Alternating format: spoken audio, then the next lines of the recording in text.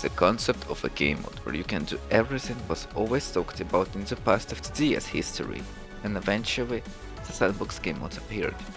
It allows you to place towers, spawn enemies, choose maps and more, all without restrictions.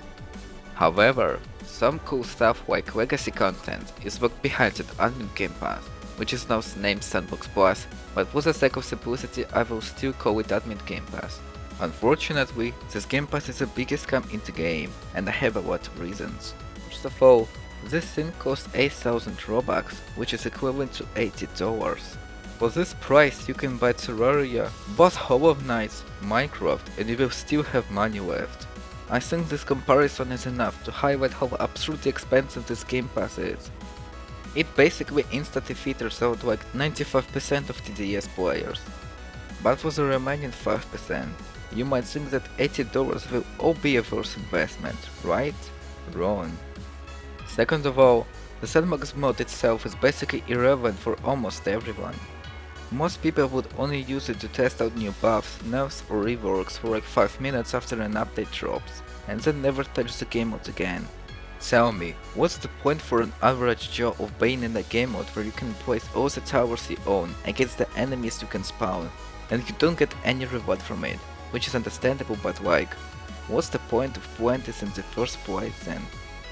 And while yes, admin Game Pass adds access to challenges like Boss Rush and all the removed challenges that were replaced with modifiers, but that's only solid fun for like 1, maybe 2 times. And again, the Game Pass costs $80.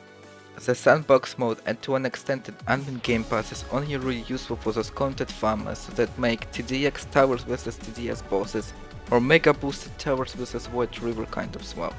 Third of all, this is mostly a TDS issue in general, but this game mode has so many bugs like mods not working even after beating it in the main game.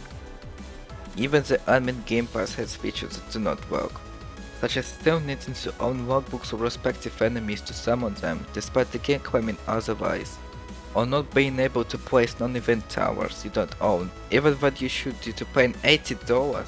Why would you invest so much money into a buggy mess where many features don't even work? And finally, the sandbox mode is pretty much forgotten, or you might even say forsaken, by the developers.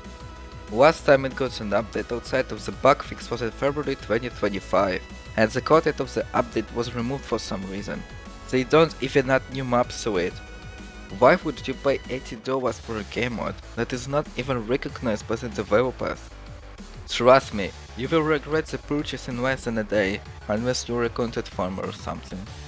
Overall, admin Game Pass, despite costing almost $100, provides little to nothing for 99.9% of the player base, due to sandbox being a very specific game mode, with not much going on in it, on top of being filled with bugs and being abandoned by the Paradoxan.